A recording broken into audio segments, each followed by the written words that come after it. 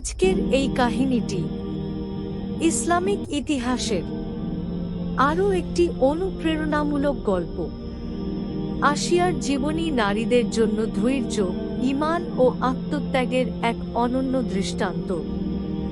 আসিয়া বিনতে মুজাহিন ছিলেন মিসরের শাসক ফেরাউনের স্ত্রী। ইসলামী ঐতিহ্যে তাকে একজন মহিয়সী ও পরহেজগার নারী হিসেবে গণ্য করা হয়।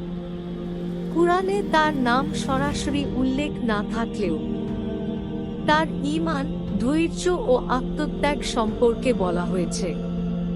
ফেরাউন ছিলেন অত্যন্ত শক্তিশালী ও নিষ্ঠুর শাসক, যিনি নিজেকে দেবতা হিসেবে দাবি করতেন। অন্যদিকে আসিয়া ছিলেন অত্যন্ত সৎ, ন্যায়পরায়ণ ও দয়ালু নারী।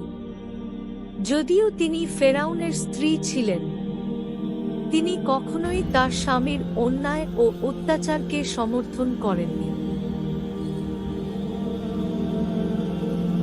ফেরাউনের শাসনামলে হযরত মূসা আলাইহিস সালাম যখন শিশু অবস্থায় নদীতে ভাসমান ছিলেন, তখন আসিয়া তাকে পানির মধ্যে থেকে তুলে নেন এবং মাতৃস্নেহে লালন পালন করেন। তিনি ফেরাউনকে অনুরোধ করেন শিশুটিকে হত্যা না করে দত্তক নিতে। যখন হযরত মূসা আলাইহিস সালাম নবুয়াত লাভ করেন এবং একত্ববাদের আহ্বান জানান, তখন আসিয়া গোপনে তার প্রতি ঈমান আনেন। ফেরাউন কথা জানতে পারে যে তার স্ত্রী ইসলাম গ্রহণ করেছেন। তখন সে ক্ষিপ্ত হয়ে ওঠে এবং তাকে ইসলাম ত্যাগ করতে বাধ্য করার চেষ্টা করে।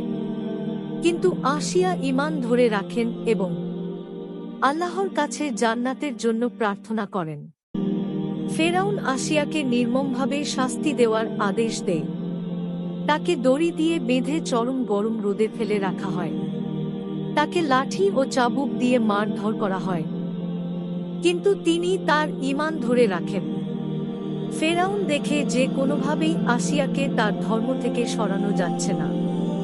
সে আদেশ দেয়, বিশাল এক পাথর এনে তার শরীরের ওপর ফেলে তাকে পিষে ফেলা হোক।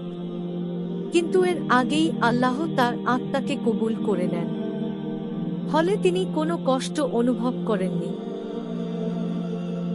আল্লাহ আসিয়া বিনতে মুজাহিমের ধৈর্য ও ঈমানের প্রশংসা করেছেন কুরআনে। আর আল্লাহ মুমিনদের জন্য ফেরাউনের স্ত্রীকে দৃষ্টান্তরূপে উপস্থাপন করেছেন। যখন সে বলল, হে আমার রব, আপনার সান্নিধ্যে জান্নাতে আমার জন্য একটি ঘর তৈরি করুন এবং আমাকে ফেরাউন ও তার কুকর্ম থেকে পরিত্রাণ দিন। ফেরাউনের নির্মম অত্যাচারের শিকার হলেও আসিয়া ছিলেন এক মহান নারীর প্রতীক, যিনি সত্য ও ঈমানের পথে অটল ছিলেন। তার আত্মত্যাগ ও বিশ্বাস ইসলামের ইতিহাসে চিরস্মরণীয় হয়ে থাকবে। আসিয়ার এই গল্পটা আমাদের শিখায় যে সত্যের পথে চলতে গিয়ে যদি কষ্ট আসে, তাহলে ধৈর্য ধরতে হবে এবং আল্লাহর প্রতি বিশ্বাস রাখতে হবে। আল্লাহ আমাদের সবাইকে আসিয়ার মতো ঈমানের দৃঢ়তা দান করুন।